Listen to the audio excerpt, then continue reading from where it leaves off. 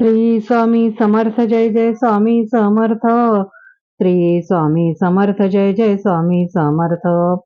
स्वामी समर्थ सोलापुराहून सर्वांसमोर अदृश्य होऊन अक्कलकोटला प्रकट झाले.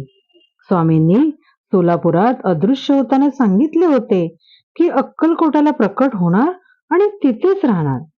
तेव्हा चिंतोपंत टोळ घोड्यावर बसले आणि वेगाने अक्कलकोटला जाऊन पोचले. आश्चर्य म्हणजे चिंतोपंत अक्कलकोटला पोचण्यापूर्वीच स्वामी खंडेरायाच्या देवळाच्या भव्य कट्ट्यावर जाऊन बसले होते. आपल्या अगोदर स्वामी अक्कलकोटला येऊन पोचले याचा चिंतोपंतांना विस्मय वाटला. त्याने सर्व स्वामींना नमस्कार केला आणि त्यांना आपल्या घरी राहण्याची विनंती केली. स्वामींनी चिंतोपंतांना म्हटले, आमच्या वास्तव्याची काळजी तुम्ही करू नका. माझी सोय मीच करेन. चिंतोपंत चिंता करायची आता तरी सोडा. ती रात्र समर्थांनी खंडेरायाच्या कट्ट्यावरच काढली. सकाळ झाली आणि गावाला कळले स्वामी समर्थ आपल्या गावात प्रकट झाले आहेत. सकाळी बरेच लोक स्वामींसमोर हात जोडून उभे राहिले.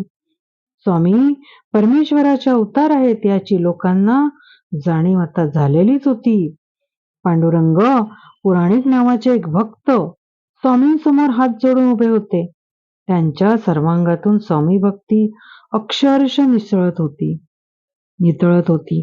त्यांनी स्वामींना साष्टांग नमस्कार घातला आणि विनंती केली, स्वामी आपले पवित्र चरण आमच्या घराला लागावेत अशी माझी तीव्र इच्छा आहे.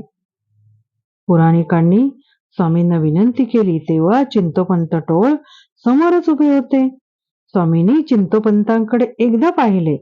चिंतोपंतांना वाटले की स्वामी पांडुरंग पुराणिकांना नकार देणार, परंतु घडले मात्र उलटेच. स्वामी उठून उभे राहिले. त्यांनी आपल्या या परमभक्ताचा हात हातात घेतला आणि चटकन म्हणाले, चला मी तुमच्या घरी येतो. ते ऐकून पांडुरंग पुराणिकांना खूप आनंद झाला. परंतु चिंतोपंत टोळ मात्र पुन्हा चिंतेत पडले. त्यांना काहीच कळेना की स्वामी आपल्या घरी न येता पांडुरंग पुराणिकाच्या घरी इतक्या प्रेमाने कसे काय बुवा निघाले. स्वामींनी पुराणिकांच्या घरात प्रवेश केल्या क्षणी त्यांचे घर शांत शीतल प्रकाशाने गच्च भरून गेले. स्वामी आपल्या घरी आले याचा भगवंत अनंत पुराणिकांच्या चेहऱ्यावरून ओसंडून वाहत होता. पुराणिकांच्या पत्नीने म्हणजेच मीराबाईने स्वामींचे निरांजनाने ओवाळून स्वागत केले. फुलांची माळ स्वामींच्या गळ्यात घातली. स्वामींना वाकून 3दा नमस्कार केला. स्वामी पुराणिकांच्या घरी आले आहेत ही बातमी ऐकून बरेच लोक पुराणिकांच्या दरवाज्यात गर्दी करून उभे राहिले. चिंतोपंत टोळ सुद्धा तिथे आले होते. आपल्या घरी स्वामी आग्रह करून सुद्धा आले नाहीत, परंतु पुराणिकांकडे मात्र लगेच आले आहेत. वैषम्य त्यांच्या मनी उमटले होते. स्वामींनी ते ओळखले होते, परंतु स्वामी काहीच न बोलता मीराबाईंना समोर आणून ठेवलेल्या अर्धा लाडवाकडे पाहत राहिले. स्वामींनी लाडू खावा म्हणून पुराणिकांनी स्वामींना विनंती केली. स्वामी स्वस्थ बसले होते. ते लाडू हातात घेत नाहीत हे स्वामींना पुन्हा लाडू वाढायला आलेल्या मीराबाईंच्या लक्षात आले. मीराबाई स्वामींना लाडू ग्रहण करण्याची विनंती करू लागल्या. तेव्हा स्वामी मीराबाईंना म्हणाले, तुम्ही अर्धाच लाडू समोर ठेवला आहे. अर्धा लाडू चुलीजवळ जो ठेवला आहे तो घेऊन या, म्हणजे मला पूर्ण लाडू खाता येईल. मीराबाईने हे स्वामींचे बोलणे ऐकले आणि त्या मनोमनी ओसाळल्या. वास्तविक अख्खा लाडू स्वामींना अर्पण करायची मीराबाईंची इच्छा होती, परंतु त्यांच्या मनात विचार डोकावला की जर स्वामींना लाडू आवडला नाही तर उष्टा लाडू फुकट जाईल.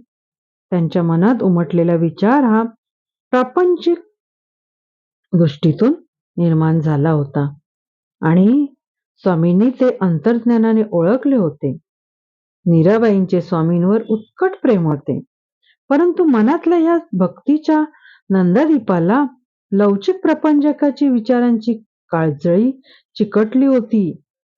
ती दूर होणे आवश्यक होते.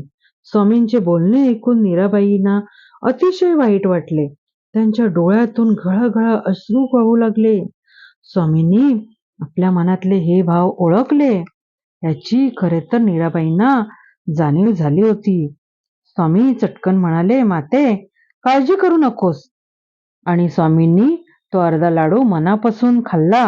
दोघांना आशीर्वाद दिले. त्यांच्यावर पूर्ण कृपा केली. वास्तविक स्वामींनी लाडू खाल्ल्यावर त्यांना जर तो आवडला नसता तर कदाचित स्वामीने तो उष्टा केलेला लाडू तसाच ठेवला असता. परंतु मीराबाईच्या हे लक्षात आले नाही की प्रत्यक्ष दत्तावतारी स्वामीने उष्टा केलेला लाडू आपल्याला प्रसाद म्हणून पुन्हा खायला मिळेल. हे खरे तर केवढे मोठे भाग्य आपल्या घरी स्वामींच्या स्वरूपात चालत आलेले आहे. मीराबाई जरी स्वामींचा भक्त असल्या तरी त्यांना मन अशुद्ध करणारे विचार मागे सारता आले नाहीत. मुख्य म्हणजे स्वामींनी हे सर्व जाणले. त्यांचा दृश्य परिणाम असा झाला की मीराबाईच्या मनातली अज्ञानाची कोळिष्टके दूर झाली. स्वतः परमेश्वराने ती दूर केली. ही मीराबाईची भाग्यकुंडली उजळून आल्याची पावती होती. आपल्या भक्ताचे अज्ञान दूर व्हावे म्हणून तर स्वामींनी चिंतपंत टोळांच्या घरी जायच्या ऐवजी मीराबाईच्या घरी भोजनाला जायचा निर्णय घेतला होता. मीराबाईच्या मनातला प्रपंचाचा अंधार नष्ट झाल्यावर स्वामी पुराणिकांच्या घरातून बाहेर पडले आणि ते थेट गणपतीच्या देवळात जाऊन बसले. माझ्या प्राणप्रिय स्वामी भक्तांनो, संत पुरुषांची एकदा का कृपा झाली, त्यांचा अनुग्रह झाला की आपले साधनेचे आयुष्य पार पलटून जाते. आपल्या शाश्वत आनंदाचा केंद्रबिंदू संत पुरुषांशी केंद्रित असतो. मुख्य म्हणजे प्रारब्धाचा नेमका अर्थ सत्पुरुषांच्या प्रेमळ सहवासात कळतो.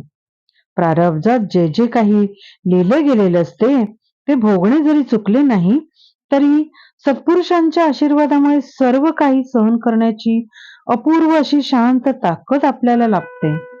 जे आपले कल्याण करणार ह्याची खात्री पटल्यामुळे प्रारब्धाची काळजी वाटेनाशी होते. एक लक्षात घ्या की संत पुरुषांच्या चरणावर आपण आपला भक्तिभाव टेकवला की फक्त आनंदाच्या लहरी उमलून येतात. परमेश्वरी अस्तित्वाची तीव्र जाणीव होते. भगवंत अनुभवाची ती सुरुवात असते. आपण भगवंताची मनापासून पूजा करतो. होते काय तर मनातला प्रपंच आणि प्रापंचिक विचार मात्र अजिबात संपलेले नसतात. त्यामुळे आपल्या त्या निस्सीम पूजेच्या आड प्रपंच येतो. तो दूर होणे अतिशय आवश्यक असते. कारण प्रपंच आपल्याला भगवंतापासून चलत योजने दूर ठेवतो. प्रापंचिक विचार भक्तीला मागे सारतात आणि मन अशुद्ध करून टाकतात. त्याला एकच उपाय म्हणजे देहाने प्रपंच करीत असताना मनात जो शिल्लक राहता कामा नये. त्यासाठी अष्टप्रहार मनात नामस्मरण निनादच ठेवणे आवश्यक आहे. अन्यथा भगवंत दूर जाईल. हे सगळ्यांनी लक्षात ठेवा. आता आपण स्वामींचा कृपातारक मंत्र म्हणूया. निशंक होई रे मना, निर्भय होई रे मना, प्रचंड स्वामी बळ पाठीसी, नित्य आहे रे मना. आतर्क्य अवधूत हे स्मरणगामी, अशक्य ही शक्य करतील स्वामी, अशक्य ही शक्य करतील स्वामी. थँक्यू.